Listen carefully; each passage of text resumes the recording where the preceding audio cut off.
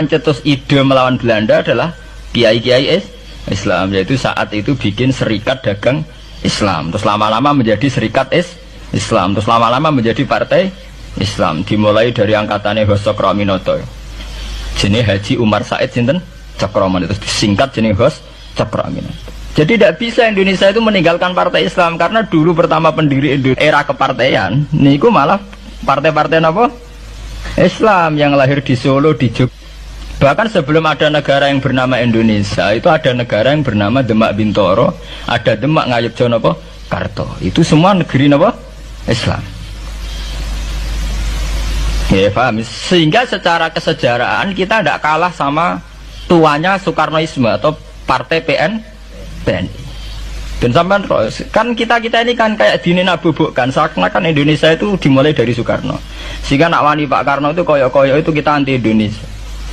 Ya kita tidak mungkin nggak menghormati Soekarno, beliau sebagai pahlawan besar kita hormati. Ya, tapi ya kebesaran Pak Karno demi bangsa Indonesia jangan kemudian direduksi, disederhanakan hanya melewati partai. Ya itu kan namanya pengkerdilan. Tentu Pak Karno bikin negara ini ya untuk semua bangsa, bukan untuk PDIP saja, bukan untuk partai-partai marhainisme saja, juga bukan untuk partai-partai yang berfaham Soekarnoisme saja. Ya sama, tapi kita juga adil, sebagai kiai juga adil.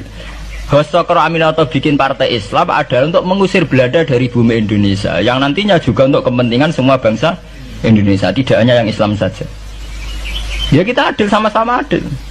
Saat nasionalisme ya tidak mengurangi keagamaan, saat keagamaan tidak mengurangi nasionalis. Tapi itu tadi kemudian ini dikerdilkan secara politik. Di sawangannya nak wis duwete Pak Hasim Mbak Mega nasionalis religius itu sudah ditren. Angger duet senengane pasangan nasionalis sampai religius. Apa nak nasionalis terus wajib sholat? Apa nak religius terus gak wajib nasional? Sebetulnya itu kan wajib. Apa nak wong Indonesia terus wajib sholat hanya karena atas nama nasionalisme? Apa nak wis kiai terus wajib bayar pajak? Itu kan pengkerdilan, proses pembohongan ya. Pembohongan secara publik. Proses pembohongan secara publik. Kowe dibodhokno, sedurunge bodoh itu kan itu kan repot. Namanya sedurunge bodoh dibodhokno nggih napa?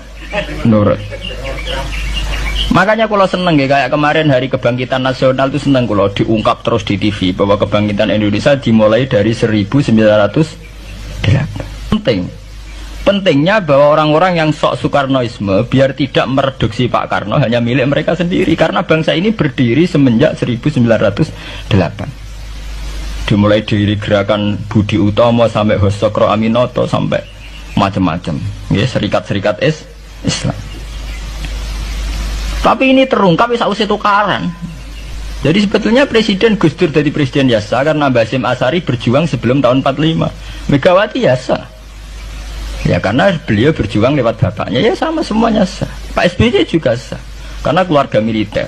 Apa mana dia mantune Sarwaedi sing ra roh sapa? Perjuangannya mertuane. Gak iso adol bapak ya adol mertuane. Pokoknya sing dikena didol pokoknya. Tapi artinya sama, kita secara sejarah itu sama. Kita sebagai santri juga tidak kalah sejarah. Karena berdirinya nasional udah lewat para kiai itu takokno sejarawan manapun.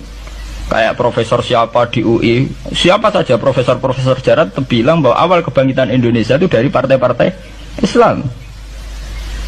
Bahkan versi orang nasionalis sekalipun tuh bilang, karena Islam adalah satu agama yang paling sensitif terhadap penjajahan.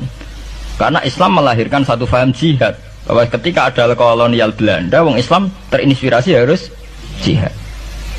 Sehingga lahir partai-partai Islam. Dulu yang dilawan tuh perdagangan.